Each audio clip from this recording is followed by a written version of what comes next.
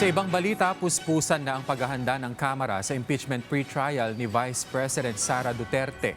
Yan ang ulat ni Elijah Canlas. Kasalukuyang tinatapos ng prosecution panel ang kanilang mga line-up ng mga ebidensya at mga tatayong testigo para sa magaganap na pagdinig laban kay Vice President Sara Duterte. Humigit kumulang 25 witness ang inaasahang haharap sa prosecution panel para sa pagsisimula ng pre-trial conference sa June 18. Pag-uusapan pa umano ng prosecution panel kung alin sa 4 na articles of impeachment ang unang tatalakayin at isasalang. Sa kabuoang 4 na articles laban sa bise, pinakamarami ang witness para sa articles 1 and 2 na naglalaman ng mga issue ng unexplained wealth at confidential fund. Ayon kay House Speaker Faustino Bogie III, hindi nila kailangang tapusin ang presentasyon sa lahat ng 4 na akusasyon kung mahahatulan ng guilty ang pangalawang pangulo sa isang article pa lamang. Hindi po namin kailangan patunayan yung 4 na article.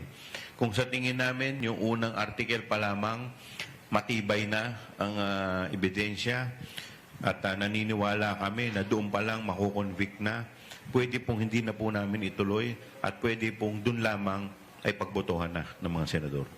Wala naman aniya siyang nakikitang malakas na pantapat ng bise dahil tila isang motion to dismiss ang nilalaman ng tugon nito sa House Prosecution Panel. Siguro ang dahilan kung bakit ganito yung sa kanilang sagot, dahil siguro wala sila may sasagot. Dahil dito, binigyang diin ni House Speaker D na mahalaga ang magiging papel ng presiding officer dahil ito ang magbibigay ng ruling sa mosyon ng bawat kampo. Aminado naman ang liderato ng Kamara na malaking usapin hanggang ngayon ang paglahok ni Senator Ronald Bato de la Rosa sa magaganap na pagdinig. Pero nanindigan siya na hindi dapat payagan ang senador.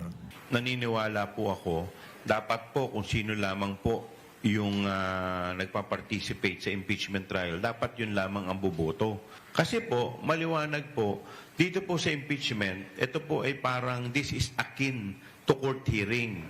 So pag sinabi po natin akin, ibig sabihin, pwede po natin itong maikumpara sa mga court hearing kung saan po ang huwes tinitignan po yung demeanor ng testigo. Kung ito po ay nagsasabi ng totoo, kung ito po ay nagsisinungaling. Ayon pa sa kongresista, hindi dapat iparehas ang impeachment trial sa ordinaryong legislative work na ginagawa ng mga senador.